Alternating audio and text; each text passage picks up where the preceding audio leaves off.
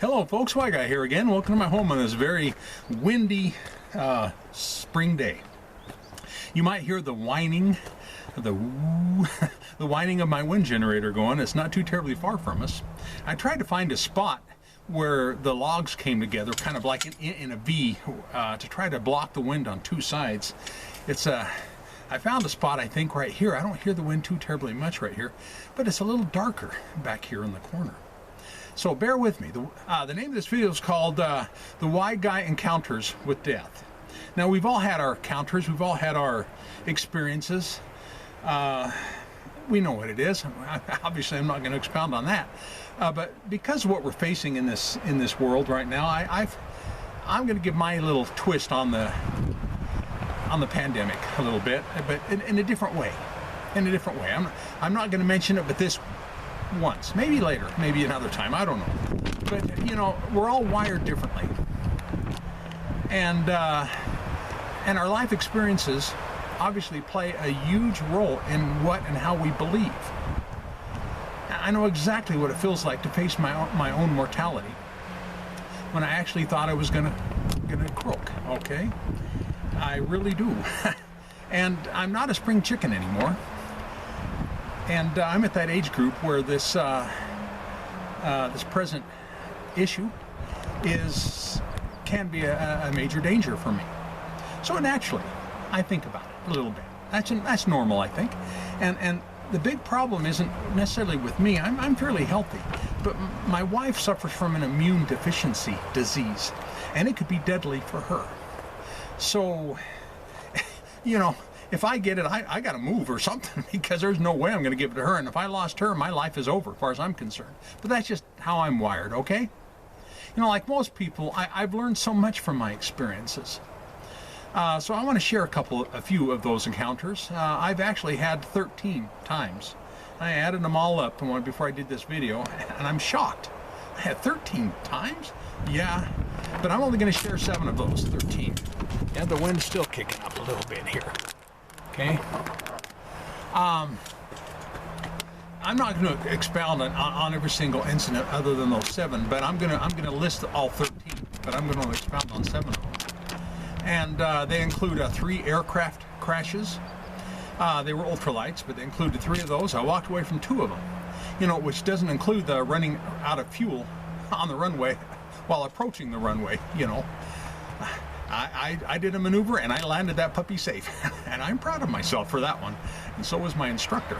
But anyway, a parachute not properly opening, armed robbery attempt, my head going through the windshield of a car, a collapsed lung, and the second one was on its way collapsing, which caused pneumonia, a motorcycle accident in heavy traffic, a new flu virus. It was new back then, about 3 years ago, you know, that caused all my organs to shut down. I was buried alive under a roof and 4 foot of snow. I drowned in the ocean, and on one winter night I found myself submerged up to my neck in freezing water of a large river. However, with all that said, I'm only doing the 7 of the 13 that I just mentioned.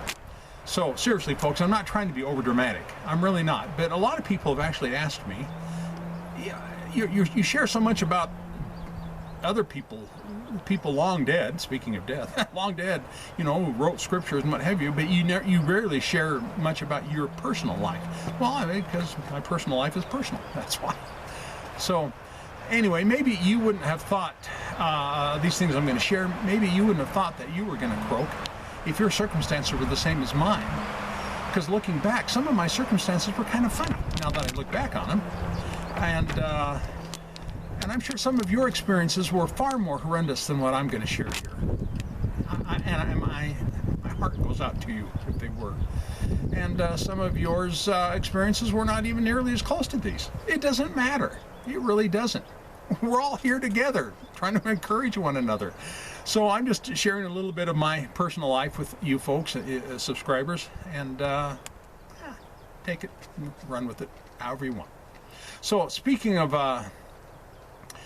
there's this one instance where I didn't find any humor whatsoever. Let's just say I know what mortal fear is. I really do, as well as an immense pain that accompanies it. You know, speaking of the worst kind of pain, I know exactly what it's like to have a loved one die in your arms.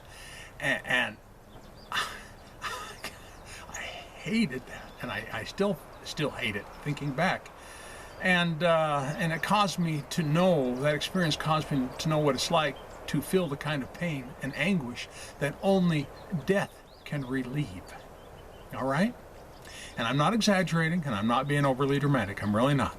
On 2 occasions, I tried to end my life, and those times are not even included with what I'm talking about today. Because it's just too embarrassing to share. They just really are. And the pain is far from over, even though much time has passed. The pain is still far from over, so I thank you for understanding that.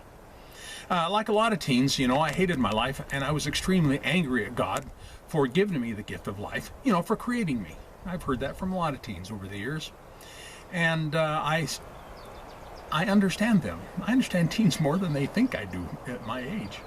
And all I was thinking as a teen is that if this is my life, I wanted no part of it. Since God gave me this life, I want no part of it or Him, for that matter. And as I grew older, these feelings of resentment would subside, sure enough, but I'd push them back into the recesses of my thoughts because I knew that when Sunday morning came around, or Sunday evening, my conscience would have to be clear in order to lead others in a time of worship with song, because that's what I love doing more than anything else. Similar stories like this might be true for a bunch of us, and we know it's not over yet, that these kind of stories aren't over yet. We're still going to suffer. But there's good news and hope. I grew up mostly in rough neighborhoods due to my family being poor. Oftentimes, I was the only white boy or blondie around while playing with other kids. That's just how it was. With that said, don't anyone try to leave a comment. You'll get deleted big time. You'll get blocked. Try to leave a comment to tell me that I'm racist or something, to tell me that I don't know what it's like to be a minority. All right? At least to a small degree, I do. And then try to convince me that only white people are racists. Bullshit. I lived and personally experienced racism from non-white people my whole life. Okay? That's just how it is. That's just the nature of people. And I don't blame them. I really don't. But that's a whole other story. At the age of 18 in one such neighborhood, I was hired as a gas station attendant. And back then in the late 70s, you weren't allowed to pump your own gas. It was against the law. So I was a gas station attendant, if you wanted to call it that. And that was right when they first started making them into these tiny little convenience stores, just with snacks of chips and what have you over in a corner and a soda pop. That's about it. It wasn't stores like they are today. And on one of those, let me back up by telling you that the layout of it was this large plate glass window and only one door in. And over in the far corner, that the whole world could see, was this giant floor safe. Just driving by on the busy road, you could see this giant floor safe. I wonder if that was a magnet of some sort. The bad kind of magnet to influence robbers. Yeah. Anyway, they had a floor safe to put all the bills in, and the only thing I kept in my pocket was the 1s and 5s for change. Well, anyhow, that floor safe was it was too big to move, so they just left it there, and they used it for storage for cigarettes, cartons of cigarettes. Well, on one night, a young Hispanic man came in and, "Hey, man, hey, dude, hey, give me a carton of Marlboros, man." And I noticed he was wearing this poncho, and I noticed this outline beneath the poncho that looked just like it would be a shotgun. I kid you not. And, that's just how it is. And so I opened the safe door, and the safe door blocked him and me, and the only way out was through him and through the exit door. And he kept going, "Hey, man, hey, man, hey," trying to get my attention. And I knew I was going to be robbed. Of course I did. And I expected to see a shotgun pointing at me when I raised my head up above that safe door. That safe door is about 5 foot tall, okay? And as I raised my head up, I noticed he had a big axe handle in his hand, that was taped at the end, to hold good grip and hold on to it. Well, when I saw that, I was so relieved it wasn't a shotgun, I began to smile. And tell you folks, I know what body language is too. I scared the snot out of that guy because of my big grin that was on my face. I could see it on his face. He was afraid. I wasn't afraid at all at that point because I was so relieved. Of course I wasn't afraid. So anyway, he says, "Hey man, give me the money, give me your money." excuse me. So me being a smart aleck that I am, I reached in my pocket the big wads of 1s and 5s, and I pushed it towards him and go, "Oh, you mean this?" And I put it back in my pocket.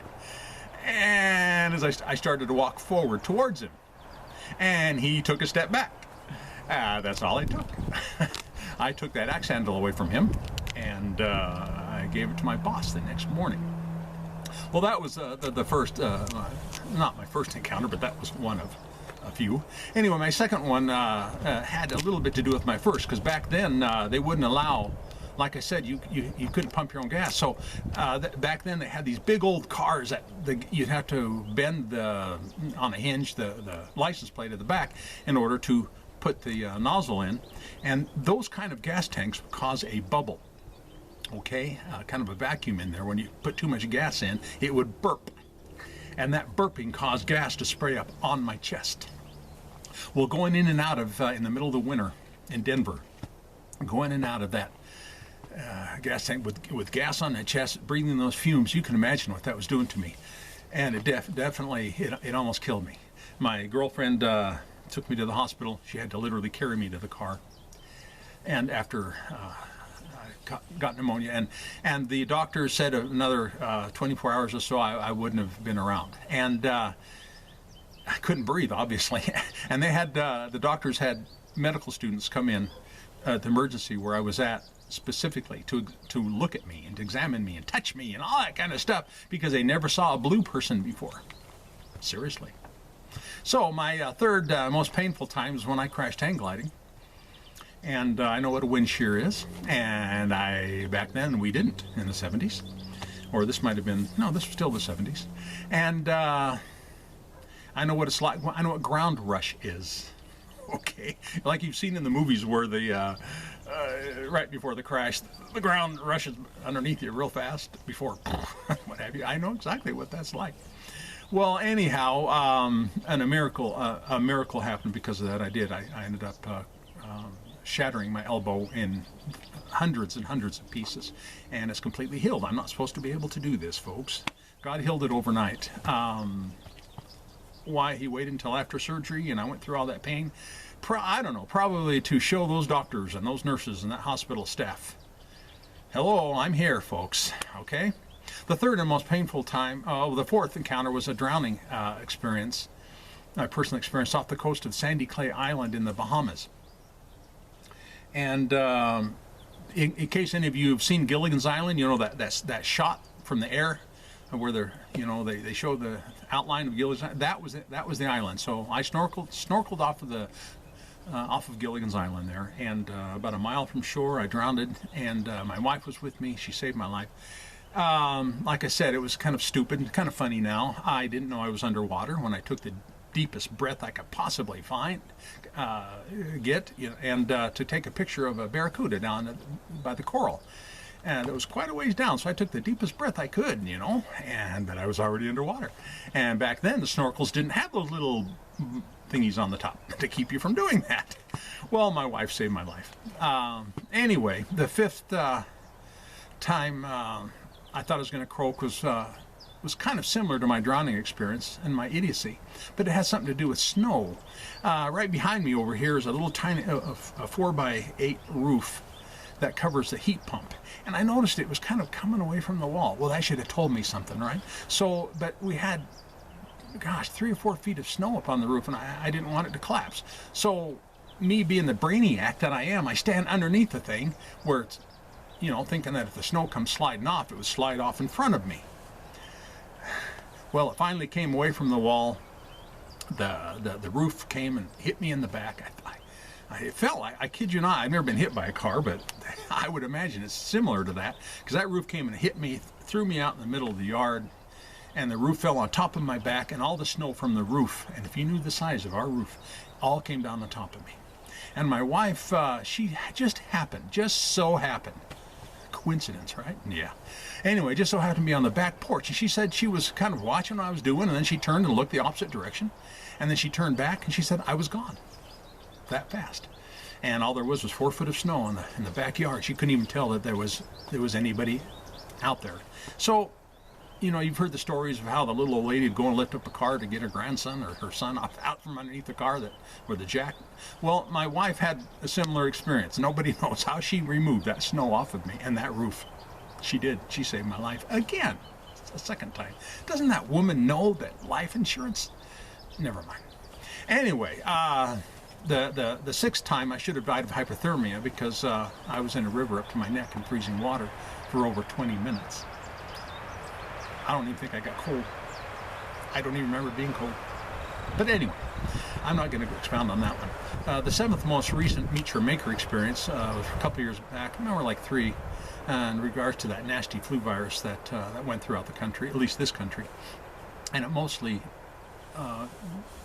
killed the children.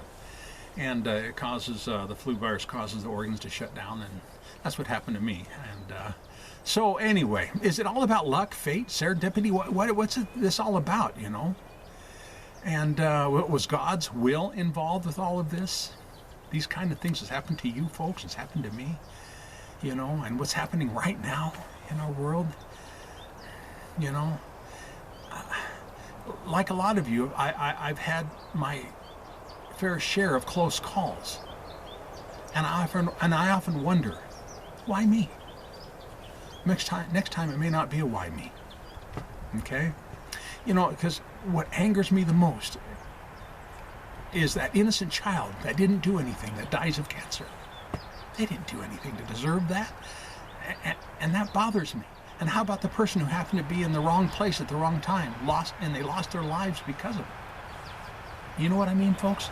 So in closing this video, am I experiencing or expressing empathy when I think of that child, that person being in the wrong place, wrong time? Yes. You know? Or am I suffering from some form of survivor's guilt because of all of these things that I shared? These are things that go through my mind at times like this that we're dealing with in this world right now. You know, I really don't know. I really don't. So I'm kind of left hanging a little bit here. So yes, I've had my fair share, and I'd like to put a stop to them. You know, but and at least until the very last successful one. But that's not likely due to the world that we live in. I'm sure most of you relate. So in closing, I do wish and I want the best for all of you. I really do, my subscribers, and any of you who happen to just come across this video. And those of you who just totally don't agree with me and think that I'm a nut job, I want the best for you. I really do, and I want you happy and healthy. You know, I consider you subscribers my estranged extended family in a weird sort of way. I don't know why, but I do. So please stay safe. And because we need people like you. We do. This planet needs people like you to keep offering encouragement to this world. You've offered me so much. So you're just that way. That's how you're wired. And we need you. So thank you for viewing.